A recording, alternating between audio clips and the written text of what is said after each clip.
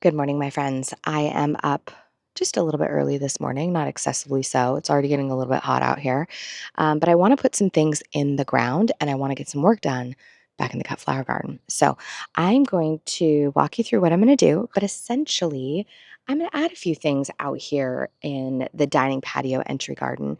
And these are items that are actually a little bit neglected because they are left over from a couple projects that I had going on and they just were too much. But the reason they are going in this garden and not being given to a friend or someone else that I know is because they fit the energy of this space. And so I'm going to walk you through that. Let's spin you around. Alrighty, so we have two things that we're going to put in, and you can see where this little baby, she just got fried out here. And I've revived her, and now it's ready for her to go in the garden. This is hummingbird mint. Let me actually show you one that has some blooms on it. Here we go. And she's a pretty hardy soul. We just got too hot and she was in a small can, but check this out. This is a hummingbird mint called Poito Orange. And if you kind of have paid attention to my dining room patio out here, I have a very considered palette. It's a lot of apricots. There's some little shots of raspberry and deep blue, but really it's a super considered palette. And this fits beautifully. The other thing about this is it's not just a gorgeous plant for my garden, but it fits my soil conditions. So I have very well draining soil. It's just going to perform beautifully out here. So I have 3 of these little cuties, and I'm going to put one at each entry point. And then I think what I'm going to do is kind of back here. I'm going to push this a little bit. It really enjoys full day sun, but I think I'm going to try it up against the house over here. I've got a little tiny sunny spot that needs something. So this is one of the first selections that is going to go in. This is on my to-do list. Okay, are we ready? This is a plant that you have seen me use before. In fact, if you watched my renovation of the bunker deck, as we lovingly call it, this is, let's see if I can get a bloom in here. There we go. Okay, this is echinacea fresco apricot, and I have one left over. And while I do have 2 other echinaceas in my garden, I will show those to you. I have white swan and I have the straight purpurea. I actually think this is going to be a beautiful addition. So I'm going to find a little spot for her. So this little sweetheart is going to go in my garden as well because, again, it fits the colors. I think I'm going to find a good spot for it. So she's going to go in. Let me bring you over back here. I'm going to show you one other plant. All right, my friends, this is the last wayward puppy that's going in. Oh my gosh, so sorry for the shadows, but look at this. Literally dug out of another client's container. It had outlived its usefulness. We wanted to go in a different direction. And so I just didn't have the heart to throw it away. I love a boxwood. And this is a columnar boxwood called Green Tower. And I am actually, if we pan over this way, over here, I've got a whole swath of Mexican feathergrasses. And I have my Camellia sinensis back there as well. But I think what I might do is I kind of feel like I might tuck him in right here as a nice strong anchor for this area, because this area of my garden goes very dormant during winter. So I'm gonna pop him over there and we're gonna see how he does. All right, let's get after it. Okay, testing out where these are gonna go. This is so perfect. Okay, these guys are little. So there's only about 2 feet between the boxwood and the sidewalk, and I am loving this location for them. So just so you know, this Poito Orange, it really only grows maybe 12 to 15 inches tall. So she's gonna stay really tiny and cute. She does flower from early summer all the way through early fall. And she is hardy in zones 5 through 10. So this fits a ton of different growing conditions. This is so fun. I love the pop of orange, and quite frankly, orange and blue and apricot and blue. That is one of my favorite color combinations of all time. The fact that I've got like a little bit of orange down here and then I've got all that blue lobelia. I mean, it's just like so fun. Okay, I'm gonna take you over to the second spot and let's get some plants in. Okay, friends, I am over at the, to the left of my front door where my little Limelight Hedge is just coming into bloom. She is so cute. And I feel like doing a little pop of this apricot will help kind of draw the eye from the Poito Orange up there up to this spot. And it gets a lot of great, as you can see, lots of great morning sun. It really dives into shade maybe around 1 o'clock. And so this should be, I've planted other things that love a lot of sun. And so this should be okay for this location. A little bit more shady than I would have wanted, but also we're just gonna try it out. We're gonna see what happens. And what's so funny is as I'm back here, I'm just like, weeds, weeds. Blackberry's starting to grow in, driving me nuts. It's nonstop. Oh, but I do have a little lady's mantle that has taken root back here, and I'm not mad at that. I'm gonna leave her be.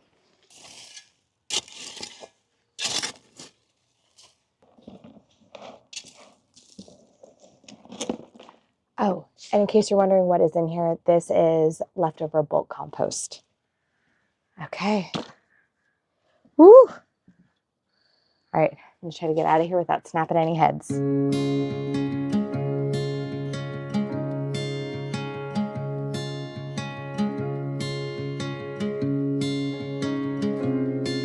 We're gonna give this little cutie a try here. I would usually put this in more sun, but I kind of needed something in this spot, so we're just gonna see. You know, answers always no unless you ask, right? So, oh my gosh, and as I'm over here, you guys, I found Creeping Jenny that escaped a pot and is in my garden. Okay, I gotta get it out now while she's still young. Woo. Okay, found this is an old root from the rhododendron that was originally planted here. There was a rogue nasturtium attached to this root system. So I'm gonna leave it. We're gonna see what happens. So cute.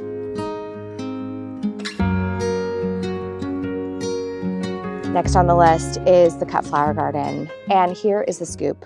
I'm not moving as fast as I want back here. I would have liked this to have been weeded 3 months ago. However, we are working with what is, and we're just gonna soldier on. So I'm going to give one last pass through the row to my left.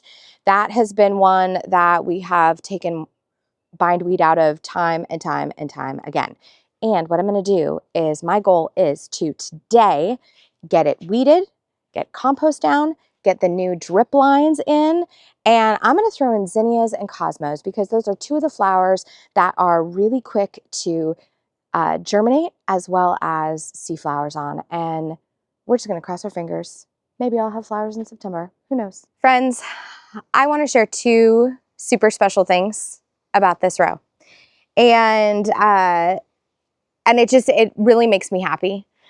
In this row, I had seeded kind of over here some verbena, bonariensis. It's the like really tall verbena, and it has self-seeded. And so if you're wondering why I'm not touching this little patch over here, it's because this is verbena. So the other thing that is really fun that's down here is a couple years ago, I decided just to like start some dahlia seeds to see what would happen. And these are all seeds that I had saved, and most of them were like nothing special.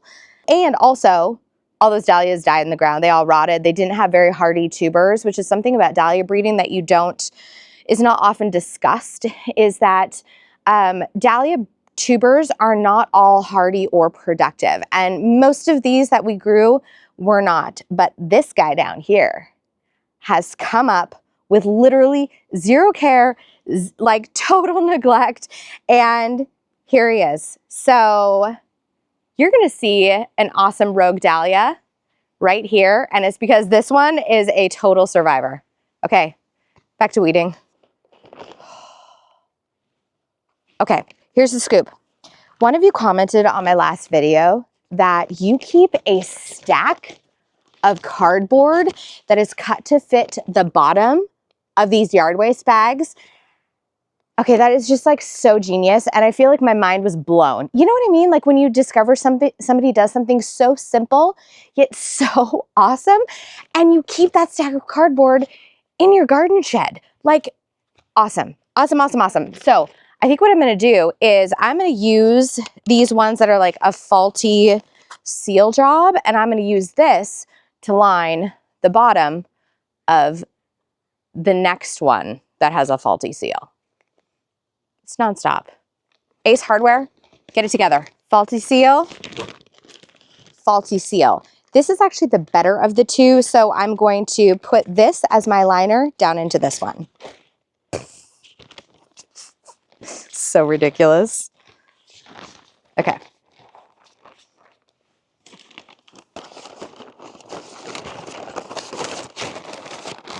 The only difficult part of this is if you have tiny T-Rex arms, then this becomes very challenging.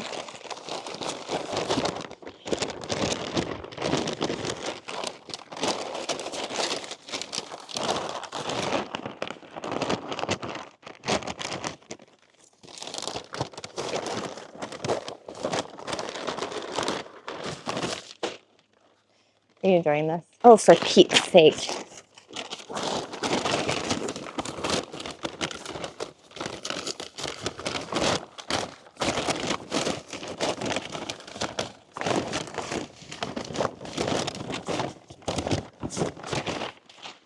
Success. Look how nice she stands up. That is very good. Oh my God, so much easier to fill. Oh, okay, back to bindweed.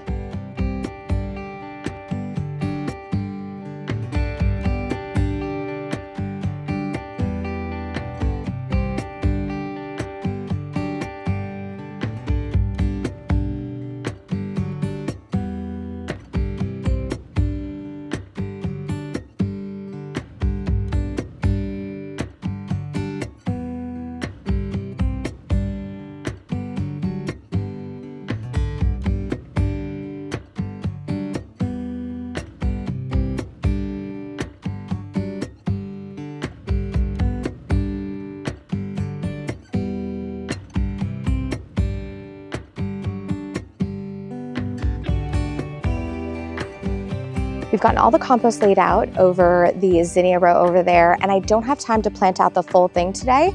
I've got to go do some kid stuff. However, I do want to get some seeds in the ground. So in the empty spots that are in my dahlia row, I'm gonna throw in some zinnias and we're just gonna see what happens. I just feel like I don't want empty patches. I want beautiful things. So I'm gonna pop them in the ground and I'll circle back later to finish the planting in that new row. It's looking so good. This first one I'm putting in is Benary's Giant Salmon Rose.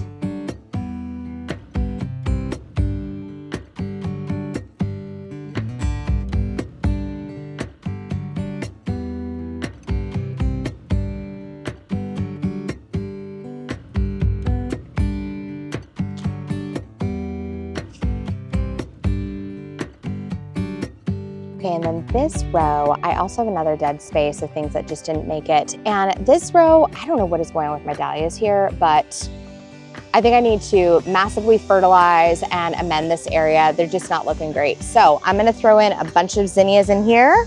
And I think we're gonna go with Benary's Giant Wine. And this is a lot of old seed that I have. This one is from 2021, and I've kept it pretty well. I've kept it in kind of a dark location, but here's the scoop.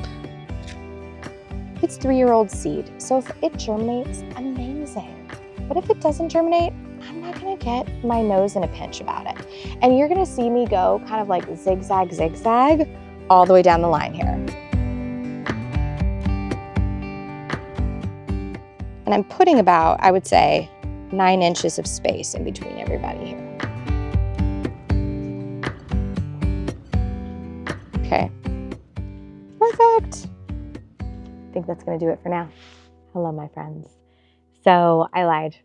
I'm coming back out in the garden again. It is after dinner. Everyone's been fed. Everyone's kind of just having their chill time.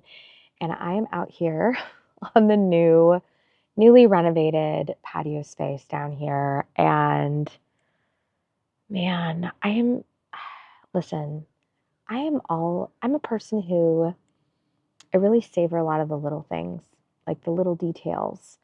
And I can't even tell you what a treat it is to sit here. you know, I still have things to do. I still have, like, I want to find a coffee table. I want to find an end table. I want to find, oh, I need to order some of those like outdoor LED candles that look like they're a real candle. Um, I've got little stuff like that to do, but who doesn't have a space that needs a little bit of attention every now and then? Well, but all that having been said, even though all those things still need to be accomplished, I am filled with so much joy and peace out here. And so let me show you how I'm using my space this evening. Friends, when I bought this bistro table, I could not have predicted how lovely it would be. So I have my seed box, notepad, I have my labeler, my tripod, and you know what? Getting after that row.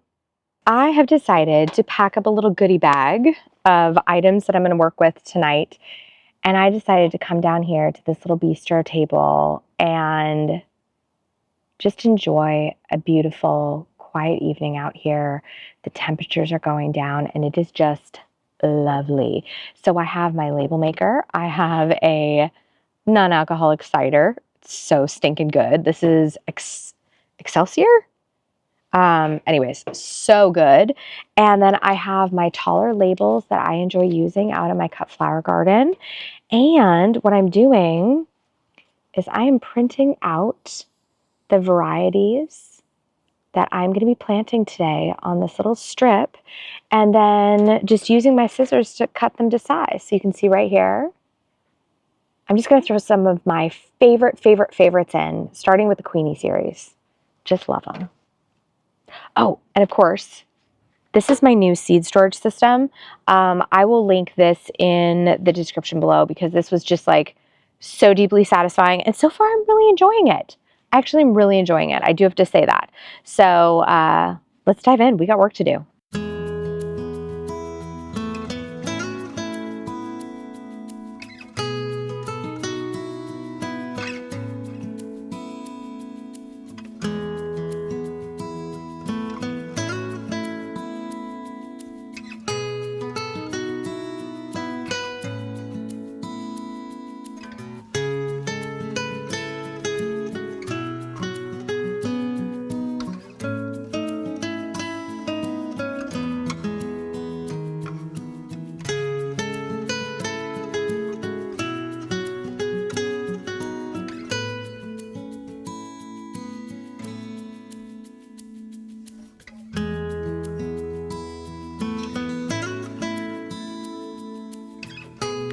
You know what? I think I'm going to add some cosmos to the end of that row too.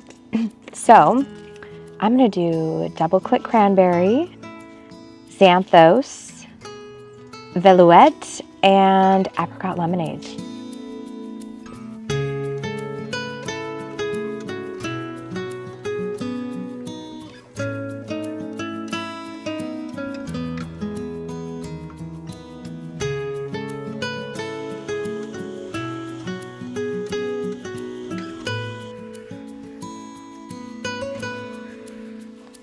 Okay, before I go and collapse into bed, I just wanted to give you a mini update. It's only been like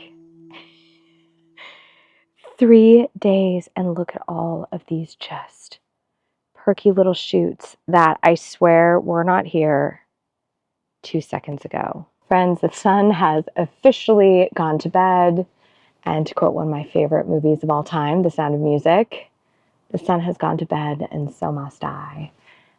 I want you to take care wherever you are. Say hello to your garden for me, and I will see you in the next one. I almost forgot to show you these cuties. This is my echinacea purpurea, just looking so beautiful. I mean, look at that little tiny seed head.